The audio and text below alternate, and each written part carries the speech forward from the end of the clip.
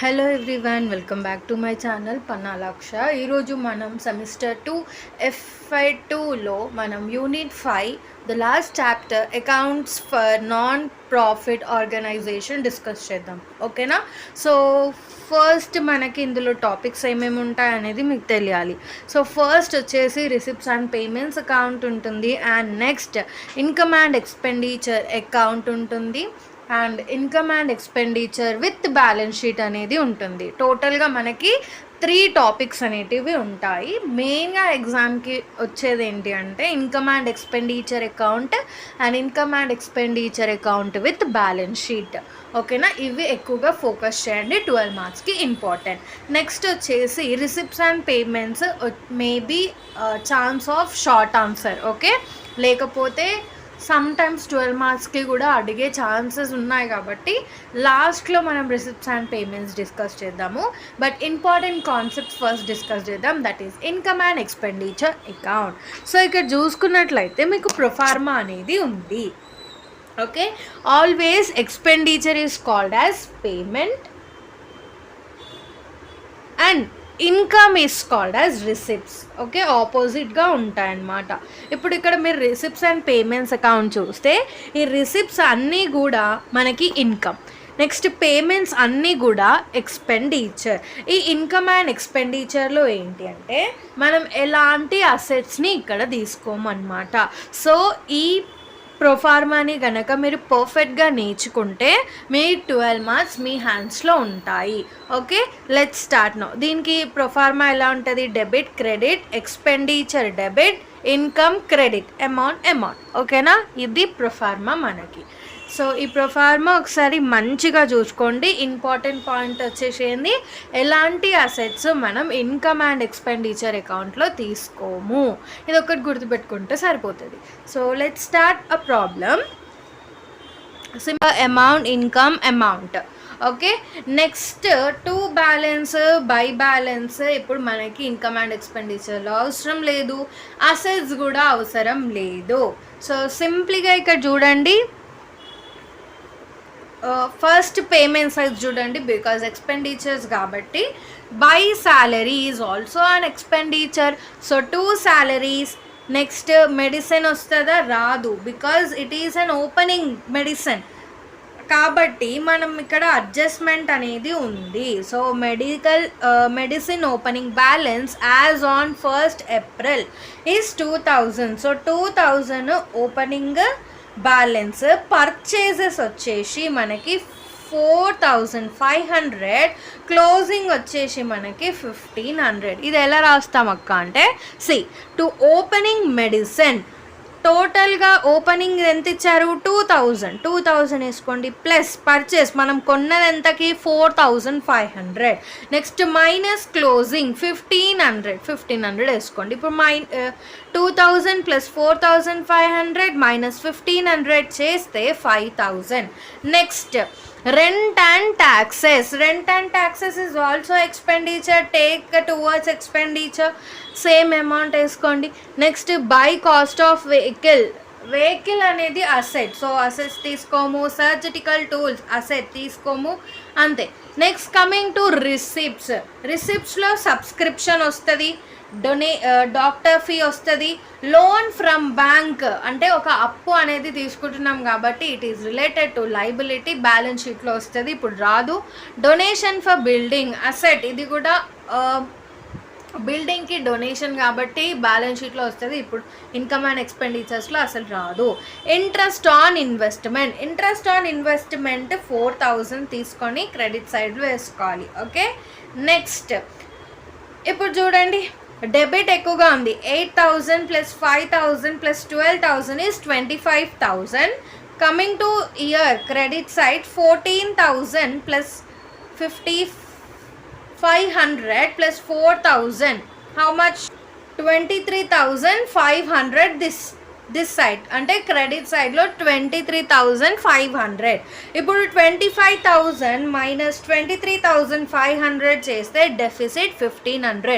అక్కడ డెఫిసిట్ ఎక్కడి నుంచి వచ్చింది అంటే డెబిట్ ఎక్కువగా ఉంది కాబట్టి డెఫిసిట్. అదే డెబిట్ తక్కువగా ఉంటే సర్ప్లస్. ఓకేనా? సర్ప్లస్ ఎట్ సైడ్ వస్తుంది, డెబిట్ సైడ్ వస్తుంది. క్లియర్? నెక్స్ట్ ఇప్పుడు బ్యాలెన్స్ షీట్ అనేది ప్రిపేర్ చేసుకుందాం. బ్యాలెన్స్ షీట్ ఎట్లా ప్రిపేర్ చేయాలి అంటే, బ్యాలెన్స్ షీట్ ఆఫ్ వాళ్ళ పేరు as on a year a date అనేది మెన్షన్ చేసుకోండి. తర్వాత లైబిలిటీ అమౌంట్ అసెట్ అమౌంట్ రాసేసుకున్న తర్వాత ఇక్కడ చూడండి, రిసిప్ట్స్లో loan from bank, donation for building, ఈ 2 అమౌంట్స్ ఇక్కడ లైబిలిటీస్ సైడ్ వేసుకోండి. Loan from bank 10,000, donation for building 21,000 వచ్చేసింది. నెక్స్ట్ క్యాపిటల్ ఫండ్, ఇక్కడ మనం ప్రాపర్గా చూసుకుంటే మనకి ఇక్కడ నర్సింగ్ హోమ్ హ్యాడ్ ఇన్వెస్ట్మెంట్ అనేది అసెట్, సో ఇది అసెట్ సైడ్ వస్తుంది 8,000. Okay, next capital fund of nursing house was 30,000. So capital fund liability. Okay, ఈ 30,000కి డెఫిసిట్ వచ్చింది కాబట్టి మైనస్ చేయాలి, అదే సర్ప్లస్ అయితే ప్లస్ చేయాలి. క్లియర్? సో ఈ క్యాపిటల్ ఫండ్ ఎంత ఉంది? 30,000. మనకు డెఫిసిట్ అమౌంట్ వచ్చింది కాబట్టి -1,500. సో ఇప్పుడు ఇది మైనస్ చేసే 28,500. నెక్స్ట్ ఇదంతా యాడ్ చేసి టోటల్ చేసేసేయండి. నెక్స్ట్ క్యాష్ ఇన్ హ్యాండ్ అంటే ఏం లేదు, మనకి క్లోజింగ్ ఇక్కడ సైడ్ పేమెంట్ సైడ్ వచ్చిన బ్యాలెన్స్ షీట్ ఉంది కదా, ఈ 10,000 అమౌంట్ తీసుకొచ్చి మనం ఇక్కడ వేసేసుకోవాలి. Okay, next investment. Now only I said nursing home is investment side వేసుకోండి. Cost of vehicle, surgical tools కూడా అసెట్స్. సో ఆ 2 అమౌంట్స్ వేసుకోండి. Next closing medicine is also a type of asset, so అందుకని 1,500 కూడా మనం అసెట్గానే ట్రీట్ చేస్తాము. So ఇప్పుడు ఇవన్నీ యాడ్ చేయండి. 10,000 + 8,000 + 20,000 + 20,000 + 1,500 is 59,500. Year also 59,500. అంతే, ఇంతే సింపుల్. ఓకేనా? C receipts and payments account. Okay, ఇది 4 మార్క్స్ అంటే లైక్ షార్ట్ ఆన్సర్స్కి వచ్చే ఛాన్స్ ఉంది. సమ్ కేసెస్ 12 మార్క్స్ కూడా వచ్చేస్తుంది. సో ఒక్కొక్కసారి మీకు థియరీలో కూడా అడుగుతాడు, ఈ receipts and payments account proforma ఇవ్వండి అండ్ ఈ స్టెప్స్ ఎట్లా ఉంటాయి దీన్ని క్యాల్కులేట్ చేయండి అంటే జస్ట్ ప్రొఫార్మా వేసి రండి అంతే థియరీకి. ఓకేనా? నెక్స్ట్ ఇన్కమ్ అండ్ ఎక్స్పెండిచర్లో కూడా సమ్ టైమ్స్ థియరీ అడుగుతాడు కదా, ఆ థియరీలో మ్యాక్సిమం ఏముంటుందంటే ఇన్కమ్ అండ్ ఎక్స్పెండిచర్ చేయడానికి రూల్స్ అండ్ రెగ్యులేషన్స్ ఏంటి ఇందాక చెప్పాను కదా, ఈ అసెట్స్ రావు, ఈ ఓన్లీ ప్రాఫిట్ అండ్ లాస్ అకౌంట్కి సిమిలర్ ఉంటుంది అని చెప్పేసి రాయండి. తర్వాత ప్రొఫార్మా పర్ఫెక్ట్గా నేర్చుకోండి. మీరు పాజ్ చేసుకొని స్క్రీన్ షాట్స్ తీసుకోండి. Income and expenditure, receipts and payments 2 ఇచ్చాను, 2 ప్రిపేర్ అవ్వండి. యాజ్ ఇట్ ఈజ్ రాసేస్తే మీకు కమ్సే కమ్ 10 to 11 మార్క్స్ వస్తాయి. ఓకే, సో ఇది ఎప్పుడు థియరీకి వచ్చినప్పుడు మోస్ట్ ఆఫ్ ద సిచ్యువేషన్స్ వాడు థియరీ ఎలా అడుగుతాడంటే మొత్తం ఈ ప్రొఫార్మా గురించే ఉంటుంది. ఆ ప్రొఫార్మాలో ఏమేమి ఈ నేమ్స్ ఏమేమి వస్తాయి అనేటివే మ్యాక్సిమం ఉంటాయి. సో ప్రొఫార్మా వెళ్ళి వేస్తే మీకు మ్యాక్సిమం 10 మార్క్స్ to 11 మార్క్స్ వస్తాయి. ఓకే, థియరీకి నేను చెప్పేది.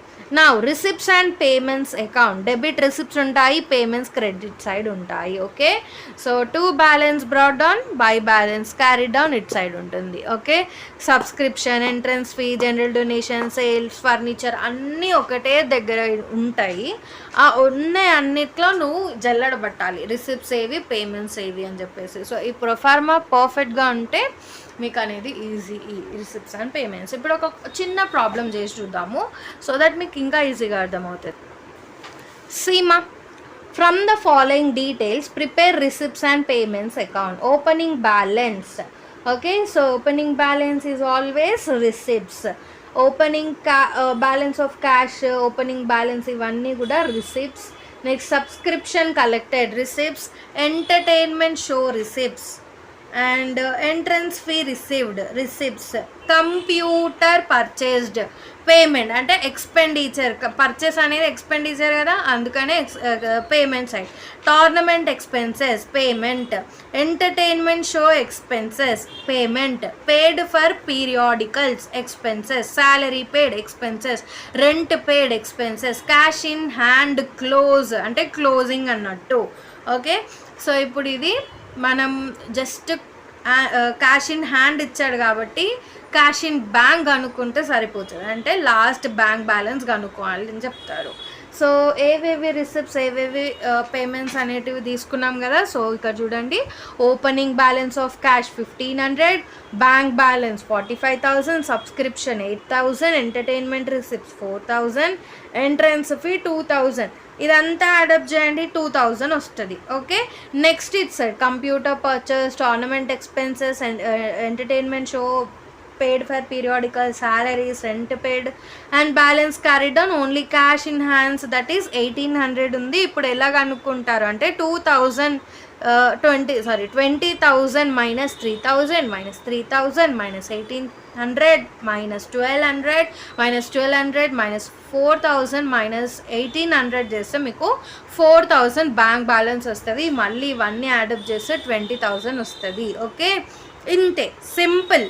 ఓకే, ఈ జస్ట్ ఈ by balance carry down amounts ఉన్నాయి కదా, క్యాష్ అండ్ బ్యాంక్, అవి జస్ట్ డ్రాగ్ చేసుకొని 2 బ్యాలెన్స్ బ్రాడ్ డౌన్ చేస్తే క్యాష్ బ్యాలెన్స్ 1,800, బ్యాంక్ బ్యాలెన్స్ 4,000. ఈ అమౌంట్ని ఇక్కడ సైడ్ తెచ్చుకోవాలి, అంతే. Receipts and payments account. I hope మీరు ఈ యూనిట్ క్లియర్గా ఉన్నారనుకుంటున్నాను. All the best for your exam.